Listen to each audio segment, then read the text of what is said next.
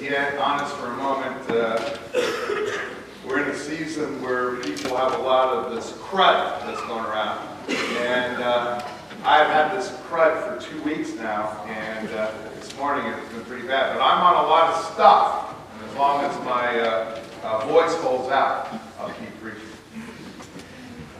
Our lesson for the second Sunday of Lent comes from Genesis 15, which Linda read for us just moments ago, and it concerns a promise, a promise that God made to a man that many of us would recognize as Abraham.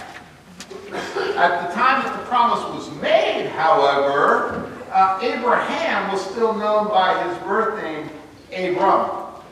The writer of Genesis begins the account that we're considering this morning with these words. Do you remember? After this, the word of the Lord came to Abram in a vision. Do not be afraid, Abram. I am your shield, your very great reward. Wow! I mean, if God said that to you, wouldn't you be impressed? Do not be afraid. Then substitute your name, Jim. I am your shield, your very great reward. I mean, wouldn't you be awestruck? Wouldn't you be humbled? Wouldn't you be overwhelmed that the creator of the universe valued you so very much? Well, how did it happen that God spoke these incredible words to Abram? Well, if we're going to put the passage into context, so we can better understand, we have to understand what after this meant. After what? The writer begins, after this. So what is he referring that happened immediately before Abram's vision? Well, in the preceding chapter, chapter 14, we see Abram in a heroic life. His nephew Lot has been kidnapped by a plundering alliance of 4 kings who had defeated the king of Sodom and 4 of his colleagues, allies. So it was 4 kings against 5 kings. Lot was over here on the side of the 5 kings, but the 5 kings lost the battle. And so Lot and his family and many others were carried into captivity. Abram, having heard of the battle that had led to the capture of his nephew Lot, called upon 318 of his best trained men. It was Abram's special ops unit, and he set out to rescue Lot. In fact, Abram was quite successful. He did rescue Lot and many others who had been taken, as well as all the plunderings, all of their material belongings. Now, after his heroics, Abram met with Melchizedek. Melchizedek, the one who represented God at that time in that area. Abram wanted to give thanks, so he met with Melchizedek, the great high priest, the king of Salem, and gave him a tithe of all the goods that he had captured from the armies of those 4 kings. Well, did Abram then keep the other 90% for himself? No, he refused to take even a fraction of the goods which had been plundered. Instead, he returned all of those possessions to the king of Sodom and his people. Now in chapter 14 then, we see Abram at his finest. He was bold and courageous. He put his own life on the line for the victims of this war, including his nephew Lot. He was mighty in battle, and as victor, he did not even ask for 1 cent of payment or tribute. It is then that God comes to him and speaks to him. Do not be afraid, Abram. I am your shield, your very great reward. Now that's interesting, don't you think? Those are the last words that I would ever have expected to hear. I mean, think about it. God is saying, do not be afraid. To a man who has just led an incredible military victory over 4 hostile kings. Abram should have been on top of the world. But despite his victory, there's a lingering concern in Abram's heart. Despite the many victories that God has given him, he still has some reluctance in his relationship with God. Abram was not afraid of human powers or kingdoms. I mean, that's very clear from the story I just told you in chapter 14. No, that was not the problem. Abram's fear went back further in time to Genesis chapter 12. Now, if you remember, it was there that God had promised Abram, I will make you a great nation, and I will bless you. I will make your name great, so that you will be a blessing. And I will bless those who bless you, and I will curse those who curse you, and all the families of the earth shall be blessed through you. So ask yourself, what is the implication of that promise from Genesis 12? Isn't the implication that if Abram is to be the father of a great nation, that it is implied that he must have some descendants? And if he has to have some descendants, does that not necessarily imply that he first must have a son? And in order for God's promise to become a reality, Abram and Sarai must have a son. That is the only way that Abram would father a great people. Yet Abram and his wife Sarai remained childless, and they were old, and they weren't getting any younger. Being childless was seen as a sign in the Old Testament period of judgment. Abram was concerned that a member of his household, not a biological son, but some servant would one day be his heir. It's not uncommon, you see, in that time for a childless couple to adopt a servant as their heir. Abram saw that as the only viable option, the only way that God's promise was ever going to be fulfilled, because he had no child of his own, and he was getting older and older by the minute. Abram was losing hope. He was losing faith. In his mind, God had forgotten about him and about the promise made to him. After all, he and his wife Sarah were getting older. There were some things that even God could not change. This was a hopeless situation in Abram's mind. Now, you certainly can't blame Abram for his concern, can you? So when God says to Abram, I am your shield, your very great reward, Abram responds to God something like this: Sovereign Lord, what can you give me, since I remain childless? And the one who will inherit my estate is Eliezer of Damascus. You have given me no children, so a servant in my household will be my heir. In his finite wisdom, Abram was trying to show God, as far as he could tell, this was the only way things could possibly work out. Abram figures God didn't come through for me. God forgot about me. So Abram says to God, look, here's where things stand. And the only possible way out of this situation is for me to choose a slave as my heir. Now, have you ever done that? Lord, I don't see any way out of this life's difficult situation, so here's what you need to do. And we explain to the infinite God what he must do. I mean, have you ever been there? Have you ever been in such a place? Have you ever given up hope? Have you ever concluded that God had given up on you? He had forgotten you. He had forsaken you. He was not going to fulfill his promise to you. If something is going to happen, then you're going to have to take action on your own. We are so predictable. And our faith sometimes is so pathetic. You know, God made me a promise one time, I believe. He called me into the ministry, to what I'm doing right now. And I discovered that in order for that promise of God to be realized in my life, I'd have to go to seminary. So I went to seminary. Now, most students take 3 years. I took 4. A little slow. Got married in the middle there. But then, of course, you know, if God's going to fulfill his promise, now that I've completed seminary, picked up my MDiv, you know, he will provide a church for me. And so I sent out letters. They included a personal information form. That's how the Presbyterians do it. And I sent it to more than 100 churches. And I thought, for sure. I got back 119 responses, and they were all rejection letters. Now, you say 119 churches rejected you, Jim. No, not 119, because there's a church in Georgia who rejected me 3 times.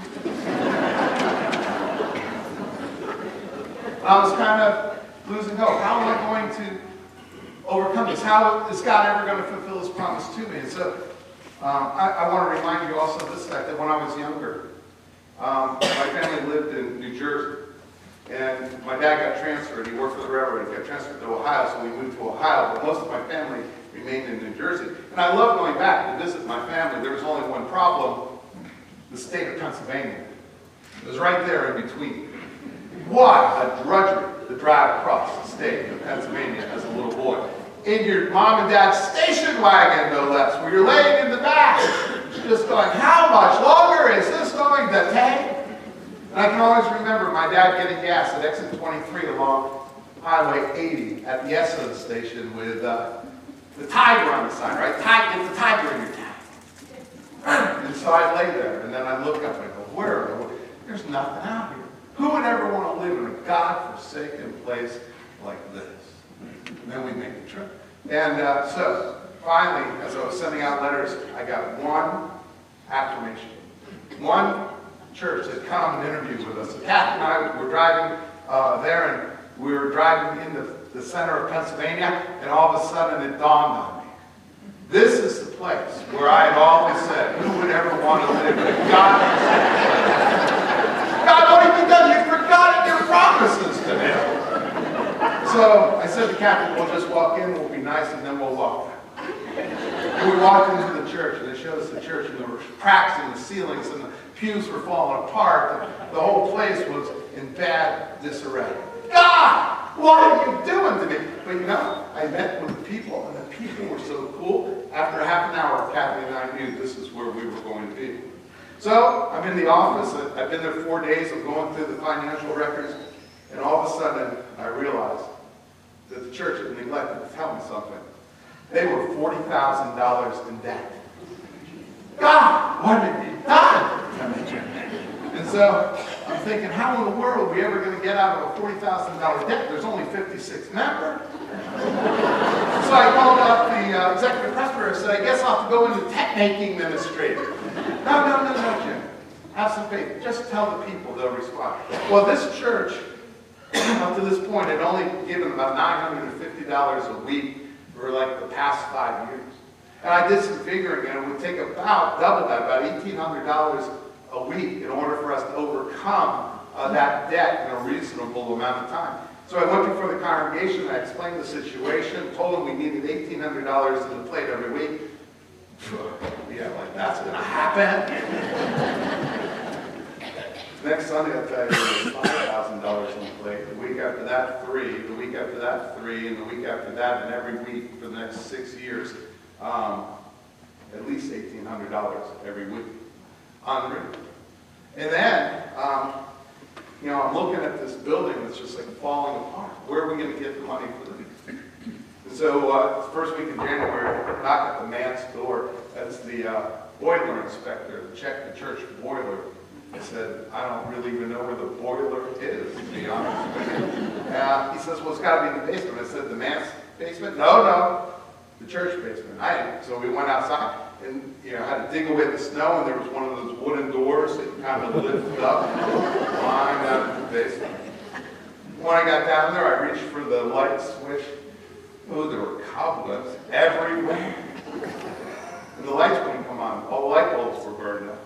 So I went back to the mass, and I got flashlights, and I gave one to the boiler inspector. I held 2.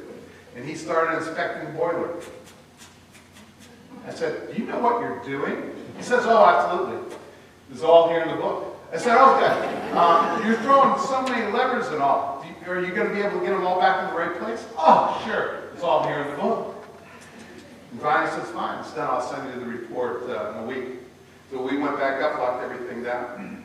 On Thursday night, the choir was practicing, and after the choir practice, they came to the back door and asked, hey, Jim, we were practicing tonight, and while we were practicing, there was all this gray haze all the way through the sanctuary. Oh, really? So I went over, and by the time I got there, the gray haze was pretty much gone. But on Sunday, when I was preaching, the properties members, the church property committee members, all came up afterwards and said, Jim, while you were preaching, there was a gray haze over your head. A kind of glory cloud. And they said, what happened this week? I said, well, the boiler inspector was here. Oh yeah, let's go look. So we went down into the basement. Remember that book? He had closed the manual damper and hadn't reopened it. So when we turned on the furnace, it built up the pressure and it made the boiler explode. And because it exploded, it sent soot all the way through the church. So here comes the insurance company. The insurance company surveys the situation, says we'll be back in 3 days to talk to you about it. When they came back, they sat down and said, well, here's the deal. Jim, you take everything in this church. You take every piece of fabric, every chair, every pew. You take it out, you repair it, and you make it look brand new. Get it all clean. Clean down the walls, clean down the floors, clean down the radiators, do the ceilings, fix all those patches, repaint the entire building so you almost have a brand new church. I said, what? He says, yeah. Why would you do this? He says, well, you realize that your church began a policy with us in 1908, and this was 1988. And he said, in the course of 80 years, you know how many claims your church has made?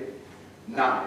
So now you can do whatever you want to replace this, the stuff in this church. And so I didn't think there was any way to overcome that debt, any way to restore that church. And yet God was faithful, and God did it in ways that I could never, ever imagine. Sometimes I'm just so predictable, and sometimes my faith is just so pathetic. What happened to me in Milesburg happened to Abram centuries ago. Then the word of the Lord came to Abram. This man will not be your heir, God says to him, but a son from your own flesh and blood will be your heir. And then the Lord took Abram outside and said, look, up at the sky, count the stars, if indeed you can count them. And then God said to Abram, so shall your offspring be. And then the writer of Genesis adds these words, Abram believed God, and the Lord credited it to him as righteousness. And with the victory that God had given Abram over the 4 kings as a backdrop, we see how tenuous Abram's faith really was. No matter how many times that God had helped him in the past, Abram had a difficulty trusting God, especially in this present looming circumstances. I know that's true of me. I just told you my story, and I believe it's often true of other Christians as well. The greatest need that you and I have is the need to trust God. And we must learn, we must remember that no matter how difficult our circumstances in this life, God will never forget us, nor will God forsake us. Pastor Tony Evans tells a wonderful story that comes from one of the Superman movies. You know, some of you grew up on Superman comics and television show and the movies. Look up in the sky, it's a bird, it's a plane. No, it's Superman. And in this particular movie, Superman saves a man from a skyscraper that's burning down. And he's on the top floor. The man's run out of options. I mean, he's hopeless. He thinks he's going to die. And then Superman swoops in and carries the man to safety by flying him through the sky. And the man looks at Superman. And then he looks down at the ground. And you know what he says to Superman? He says, Superman, I'm scared. Look how far down it is. At which point Superman gives him the greatest answer ever. It's the answer of faith. Superman says, now I delivered you from the burning fire. What makes you think I'm going to drop you when I'm carrying you to safety? That sounds very much like God's response to me in Milesburg and to Abram here in Genesis 15. It also sounds very much like God's response to any of us who are about to lose heart. Have you ever felt like you were in such a desperate situation there was no hope? You felt like your back was against the wall. You couldn't sleep at night because whatever that need was constantly on your mind. Maybe it was a situation regarding your work, or maybe your child, or maybe your grandchild, maybe your spouse. Maybe you yourself just needed an outright miracle. Have you ever been in that place? The next time that happens, think of the words of Superman and apply them to God. If I delivered you from a burning fire, what makes you think I'm going to drop you when I'm carrying you to safety? See, all of us have found ourselves in troubling places. And then just at that moment, when we are inclined to give up, God has come through with some act of hope and promise. And for a while, we get a renewed sense of faith and joy. But as time goes by, we forget. We forget. And then we find ourselves in that difficult spot again, and we see no way out. So once again, we doubt God's presence and love. When will we learn? God can be counted on. Yes, even when it doesn't look like it, God keeps his promises. There are times in our lives when our faith is tested by our life circumstances. Remember how we said last week, when we began our Lenten journey, that life's tests are not designed to weaken us, but to help us to grow stronger in our faith. We said that about temptation, but that's also true about life's difficult moments as well. When what we need to do is trust God. God asks us to trust him. He tells us about the victory that will be ours if we will give him our cares and concerns. But he really gives us just the promise. He doesn't always give us the details, and so we have to trust that promise with faith. It is then that God asks us to trust.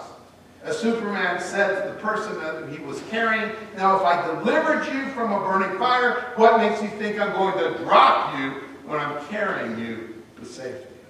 See, Abram's faith and my faith, and I'll bet you sometimes your faith, is fragile. But God's promises are rock solid. And we need to remember that.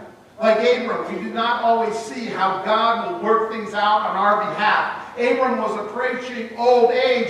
His wife was reaching an advanced age. They didn't see how it would ever be possible that they would ever have an heir of their own.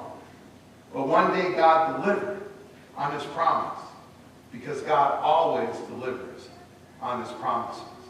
And so I ask you this morning, what promises has God made to you?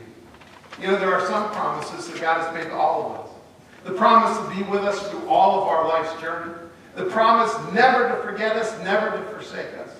The promise to receive us into God's heavenly home when we finish our journey on this earth. Friends, you can take God at his word. He has established his covenant with you. Remember this covenant when you face challenges in this life, when you come up against hard times. Hold on to God's promises. Do not lose faith. If it helps, hold on to that simple phrase. If I delivered you from the burning fire, what makes you think I'm going to drop you when I'm carrying you to safety? And even better, remember God's words to Abram. Look up at the sky. Count the stars, if indeed you can count them. So shall your offspring be. Yes, God always, always,